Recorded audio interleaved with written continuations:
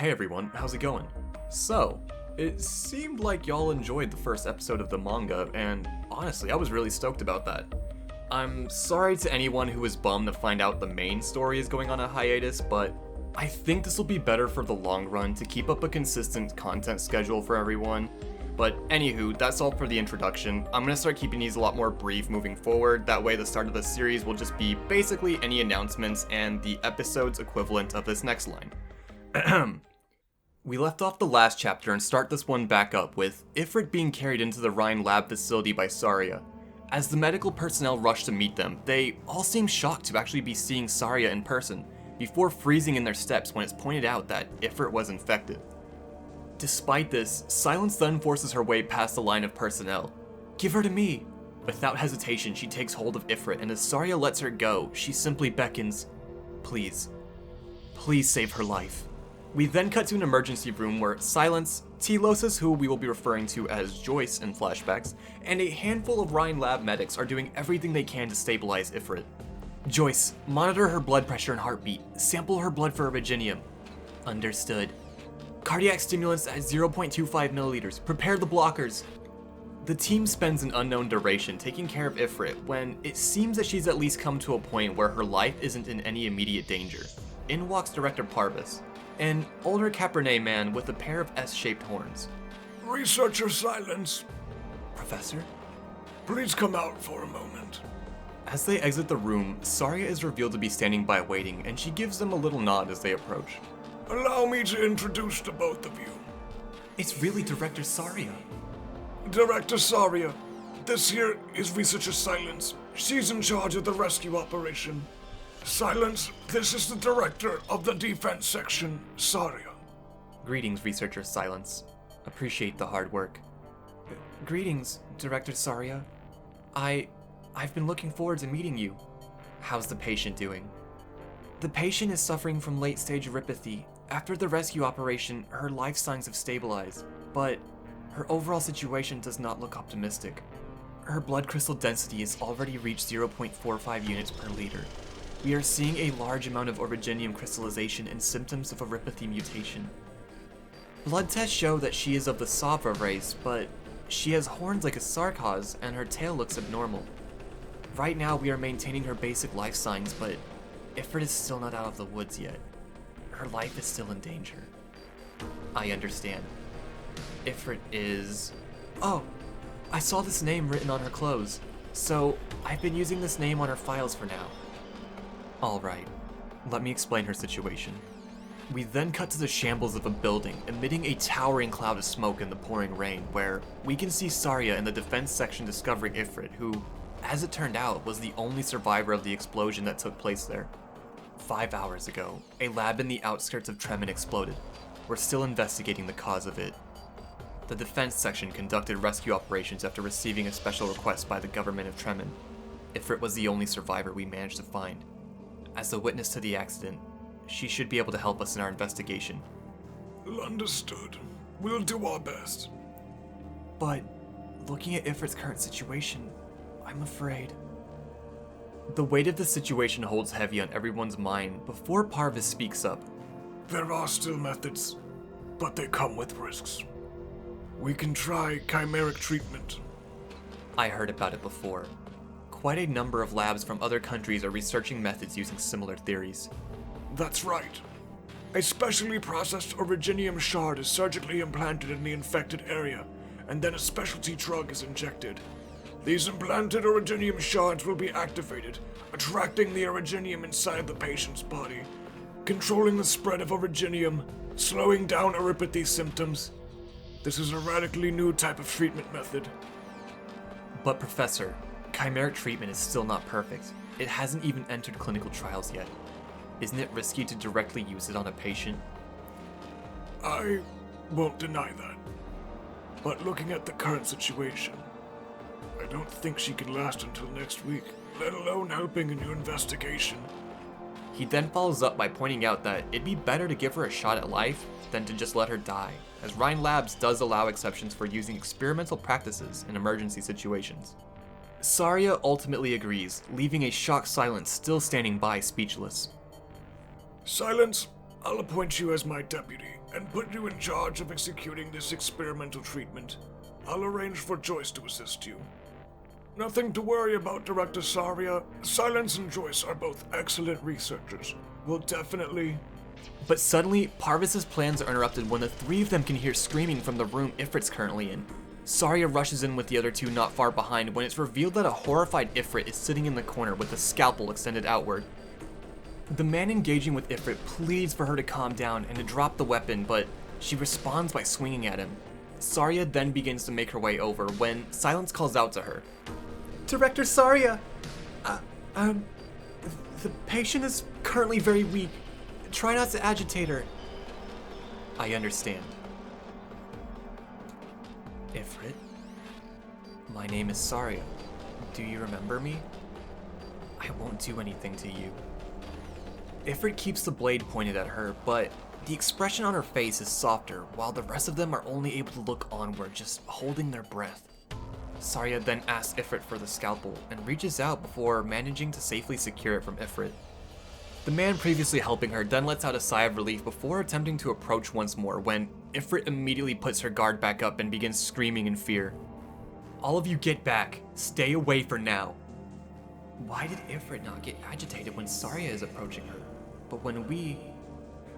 Could it be because of the lab coats? Silence then proceeds to take off her coat before easing herself to Saria on Ifrit's level. Ifrit. Silence then takes hold of Ifrit's hands before meeting her scared expression with a soft smile when Ifrit buries herself in Silence's shoulder. Silence embraces Ifrit, reassuring and comforting her till she falls asleep in her arms. How is she? Nothing much. She's just feeling really weak now. She just fell asleep. We then cut to the day of the operation where we can see various equipment hooked up to Ifrit. Silence approaches when Parvis hands her the container encasing the experimental shard of Originium. She takes one last gaze upon it before finishing outfitting herself for surgery. Chimeric surgery. Start. We then cut to a week later where one of the medics are struggling to get Ifrit to take her medicine. Rawr. Silence, Joyce, I can't handle her. I'll leave it to you two. Saria then enters the room. Give me the medicine. What's happening over here? Hello, Researcher Silence. Researcher Joyce. Director Saria, hello. I just want to check on the patient. She looks much better. That's right. It seems like the chimeric treatment was very effective. Ifrit is also doing much better, but... Suddenly, the other medic who's been helping take care of Ifrit tries to sneak into her room to change out the trash when Ifrit turns his way and yells as she begins to cast fire arts, causing the poor guy to fall to the floor. That is... Originium arts? Correct. Ifrit has the ability to cast fire with her Originium arts. She'll always terrorize those around her like this whenever she's nervous. After the implant surgery, we'll still need to inject specialty drugs into her regularly to activate the Originium shards, but she's very vigilant and hostile to almost everyone. This causes a lot of difficulties to the other researchers. Currently, it seems like she only allows me and Joyce to get close to her. Therefore, all treatment procedures that require close proximity has to be carried out by us. What's the cause of this? The main reason is probably psychological. Because of her erypathy, her body must be in a constant state of pain. This causes her to be easily angered and lacks a sense of security. That's also why she needs to use painkillers regularly. The injection procedure on her infected areas is also painful. Plus, the pain caused by this treatment is not something that painkillers can easily suppress. That's why she still resists the injections. She'll feel really down every time the procedure is completed. Psychologically, we can only speculate. She's probably suffering from PTSD after experiencing something really painful, and we think that her mental age is younger than her physical body by around 4 to 6 years old. I have several questions related to my investigation. Can I ask her about them? Regarding this, I'm afraid she wouldn't be able to answer. Ifrit hasn't spoke a single word up until now. We can't tell if she lacks the ability to speak or if she is simply refusing to. But I recall that you're the earliest person that she did not display any hostility towards. Maybe you can try. Ifrit? It's me. Director Saria has come to see you. You've met her before. Do you remember? Ifrit's face immediately lights up when she sees Saria. Saria then greets Ifrit, and after a brief pause, she takes out a glass with Ifrit's medicine in it.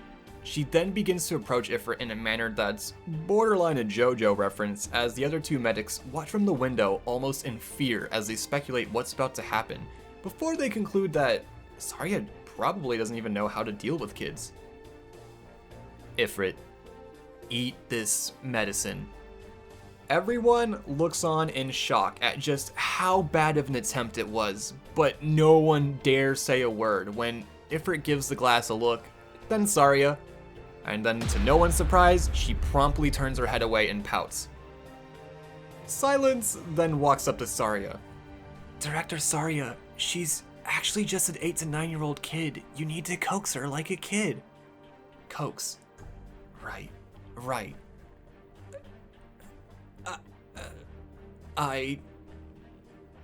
Ifrit, eat this medicine. The pain will go away after eating this medicine.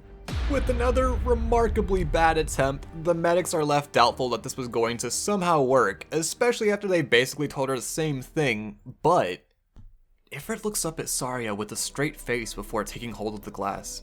She then drops the medicine in her mouth, leaving the medics in awe as Silence brings over a glass of water to help wash it down. Silence then pats Ifrit on the head and praises her before looking up at Saria with a little more enthusiasm in her face. Ifrit, Director Saria wants to talk with you. Director Saria, I'll be waiting outside then. Call me if you need anything. Oh, alright. After Silence closes the door behind her, the medics ask how it went, and after explaining that Saria will be trying to get Ifrit to answer her questions, they seem rather low in spirit about Saria being able to get through to her when Silence couldn't. You guys are saying weird things. What's wrong with Director Saria? I think she's a good person. The medics are once again in shock before proceeding to explain that Saria is Rhine Lab's strictest, most incorruptible, and impartial person. Basically, most everyone avoids her, as no matter what sector you're in, if she catches you doing something she thinks is wrong, she'll address the matter personally, with her going as far as to escort you to your higher-ups for a correction plan if you can't present her with one yourself. But isn't that the correct thing to do? Wow, is this the resonance between model students? Suddenly, the male medic speaks up. Of course, that's not the scariest thing. If you dare to argue with Director Saria, what you'll experience is not just a simple reprimand, but a journey of rebirth. Everything from your conduct down until your very soul will be thoroughly dissected. Your personality's flaws will be logically analyzed. Everything will be exposed and laid bare without any cover. That sounds really impressive. For newcomers who've experienced it, some of them immediately quit while crying, while some have taken 3 months of psychological therapy. These are just horror stories from the researchers. I heard that Director Saria would join the defense section's operators on their training exercises. There was a time when a bunch of brave warriors who weren't happy with Director Saria tried to challenge her with physical might. You must be Saria. It's still not too late to throw away your gloves and be my woman. What happened to them? Director Saria physically took care of all of them. The ones who told me the story were not willing to describe the scene in detail, but after that, every defense section's operator submitted to Director Saria on a cellular, no, on an atomic level. That's why legend says that everything from her heart to her fist, Director Saria is made of diamond, strong and indomitable. But as you guys saw, Ifrit seems to obey Director Saria. She might... Suddenly, the screams of Ifrit can be heard from the other room. Silence then rushes in to help, where she finds Saria holding on to Ifrit, who's clutching her hair and screaming at the top of her lungs. Saria lets go of her, and Silence rushes to her aid and begins to comfort her before turning and asking Saria just what she did, but she can only stand there speechless. We then cut to the two of them observing a now peacefully sleeping Ifrit when Saria finally speaks up. At first, when I asked her a question, she would just nod or shake her head. But when I mentioned, the lab you were in was called Hayden Lab 1, correct? Just then, a horrified look dawns upon Ifrit's face before she begins to clutch her head and start screaming. My apologies, researcher Silence. It was because I was too impatient with my questions. No, it's because I didn't manage to foresee this. Looks like Ifrit's PTSD is much more severe than we thought. In the meantime, we shouldn't try to make her remember her past. You're right. We'll have to further trouble you guys to take care of Ifrit then. It's no trouble at all. This is something we should be doing, and... What's wrong? Looking at Ifrit's reaction today, I think she really likes you. Maybe she can somewhat remember you were the one who rescued her. Therefore, if Director Saria can visit her often, she might be able to recover faster. Of course I know that Director Saria is very busy. If you don't have the time at all, that's completely alright. Huh? You're agreeing? That's right. I'll find some free time to come and visit her.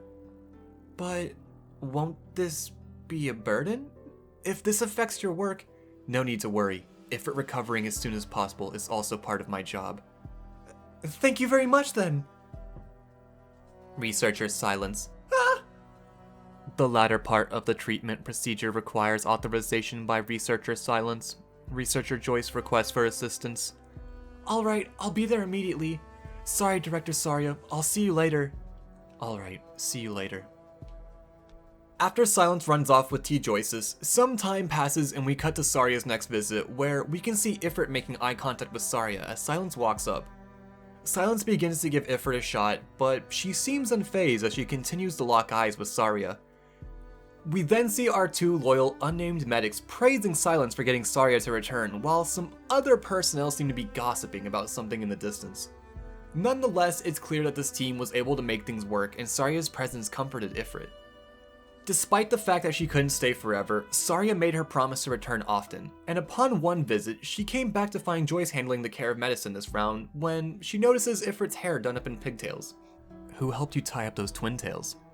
Ifrit then points to Silence, who is on the other side of the window with Director Parvis. Professor, there's clear signs of Originium being attracted here. Very good. You did well, Silence. Ifrit is seen looking on at the two of them when we suddenly cut back to her having her cheek poked by Dahlia. Boss. Dahlia! You're finally awake! Yay! Oh, you little brat, you really made me worried there. Ow. Ifrit, she just recovered. Don't mess around too much. Silence! Dahlia, this is Silence. Silence was the one who cured you. Say thank you to her. Thank you.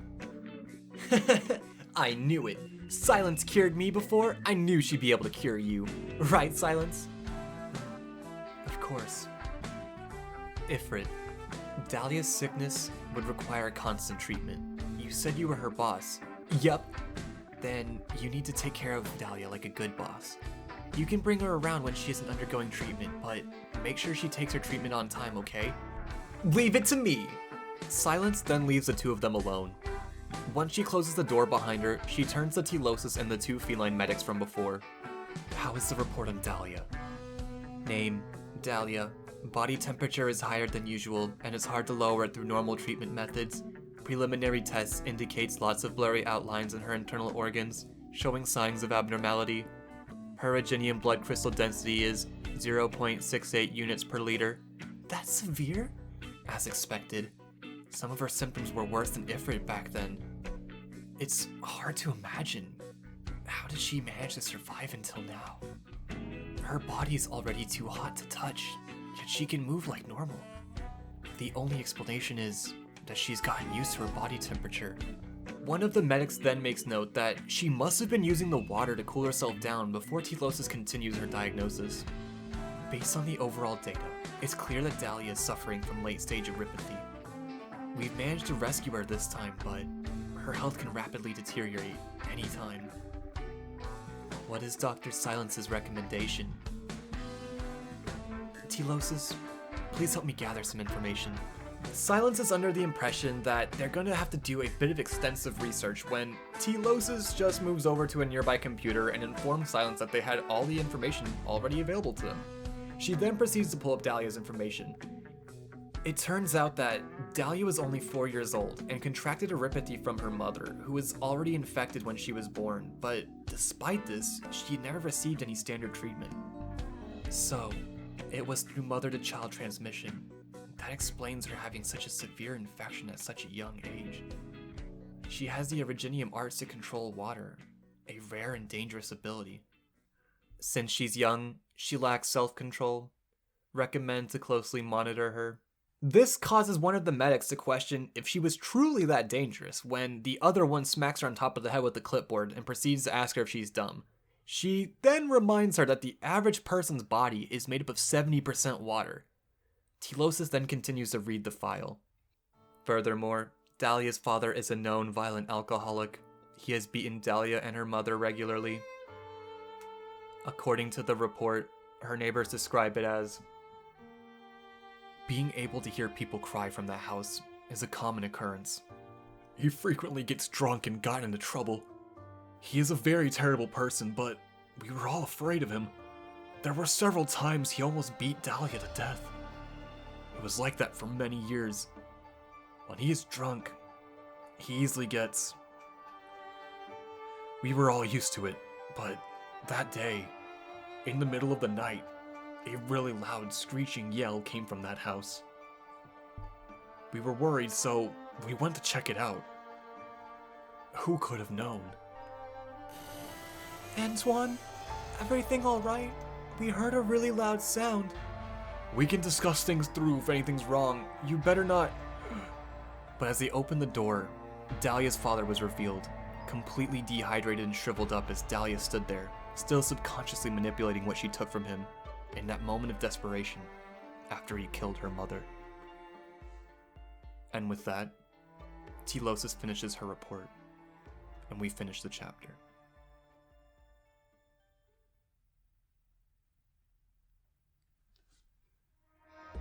Y'all, why'd this chapter have to do us like that at the end though?